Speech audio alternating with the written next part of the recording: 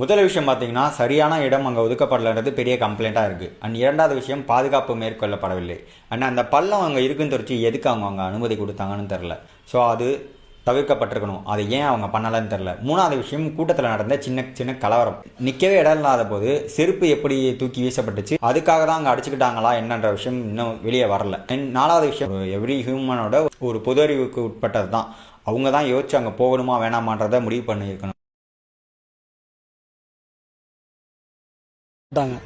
கும்பல் கட்டுப்படுத்த முடியாத சூழ்நிலை.